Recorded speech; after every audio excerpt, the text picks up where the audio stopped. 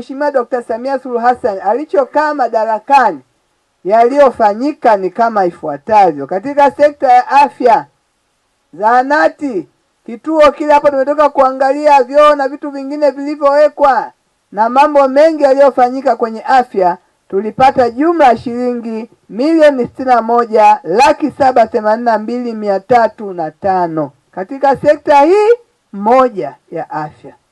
Lakini katika sekta ya elimu, madarasa, nyumba za walimu na vingine vilivyofanyika, tulipata shilingi milioni 100,200 katika sekta moja ya elimu.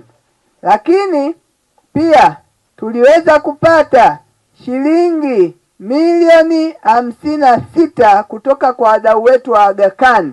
Na mimi ninakumbuka mwaka huu tukiwa tunasherehekea sherehe ya wanawake, niliwaona watu wametoka huko wanasema sisi tunafanya biashara, tutasaidia ni Aga Khan Foundation. Mnakumbuka? Hasa wengi walikuwa wanawake hivi. Lakini wale wanafanya hivyo kwa sababu ya ridhaa ya Mheshimiwa Rais.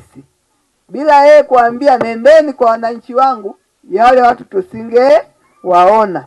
Lakini tulipata fedha toka TARURA kurekebisha. Nimesikia barabara ilivyosema watu wameguna, naona leo waliposikia TARURA yupo na TANROADS hapa wajiandae. Lakini pamoja na hiyo, yako mambo aliyoyafanya yapo kwa kiasi chake. Kwenye barabara tuliweza kupata shilingi milioni 90.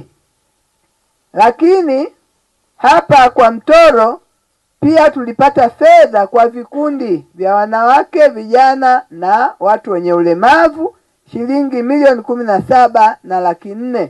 Kuna wenzetu hapa wachache walipata, inawezekana hatujapata wengine, lakini mambo hayo yanaenda kwa zamu. Lakini niwashukuru wananchi wa kwa mtoro. Nimeambiwa wananchi hawa wakasema kazi hii sio ya Mheshimiwa Dr. Samia peke yake, hata sisi lazima tumunge mkono.